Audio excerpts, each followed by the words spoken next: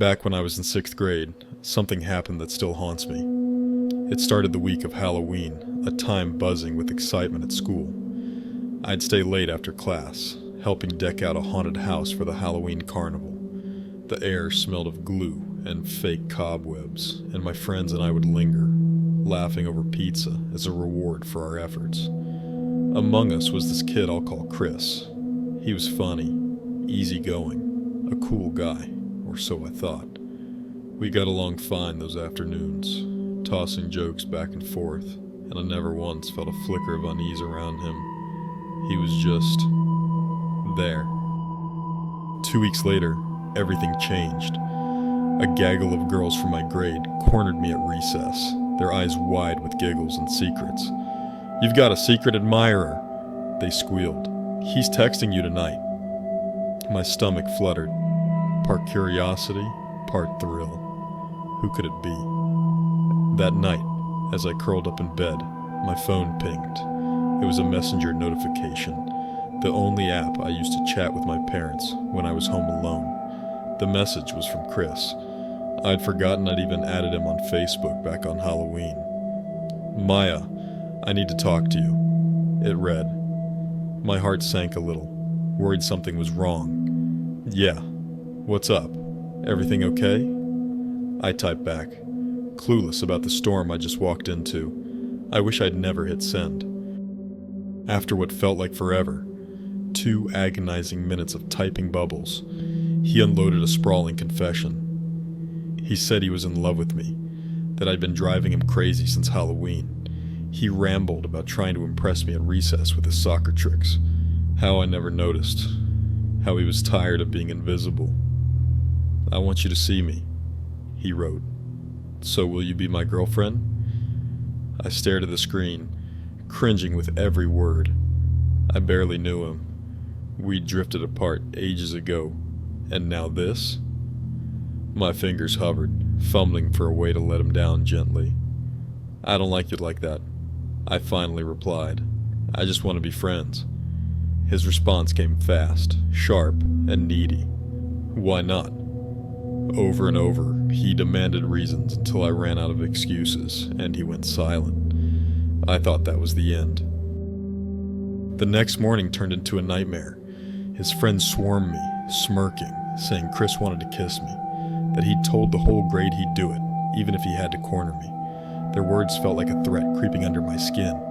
I ran to my teacher, voice shaking, and she told me to stay inside during recess and lunch. "If he gets close, come straight back to class," she said. It wasn't enough. I marched to the principal, who promised to handle it, and for a moment, I breathed easier. But then came the real terror. I lived right across from school. Everyone knew that, including Chris, and it didn't take long for him to show up. One afternoon, I'd barely been home 2 minutes when a knock rattled the front door. I peeked out the window and caught a shadow ducking behind a parked car. My pulse raced. It had to be him.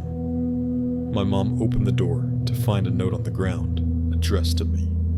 I read it aloud, voice trembling. "There's a surprise under the Cadillac in your driveway."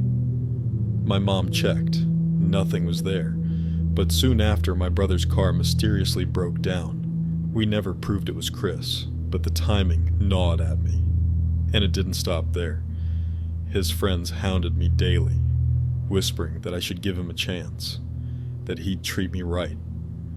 Then one day, walking home, I heard the faint click of an iPhone camera behind me. I spun around. There was Chris, snapping a picture. Who knows how many he'd taken. Every morning, my phone buzzed with his messages. "Can't wait to see you at school," or "I bet you'll look beautiful today." It was suffocating. I couldn't take it anymore.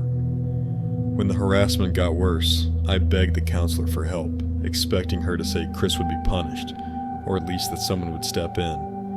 Instead, she leaned back and smiled. "Boys will be boys," she said.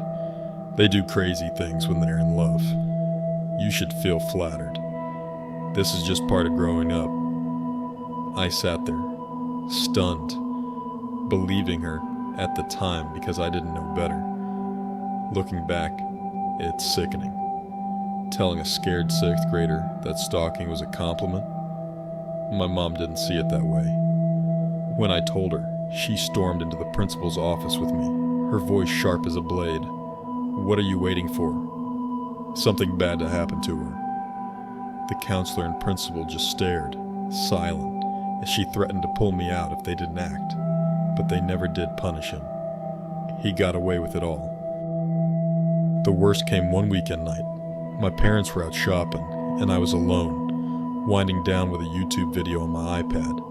A thud hit my second-floor window, too loud to be a bird. I froze, listening. Then it came again and again, a steady rhythm of something striking the glass. My heart pounded as I crept to the window, peeling back the curtain. Down below, Chris stood in the dark, clutching a fistful of rocks, staring up at me. He was about to throw another when our eyes locked. I stumbled back, racing to check every lock in the house, my breath shallow and ragged. When I returned, my phone glowed with 4 messages from him. "Why'd you leave?"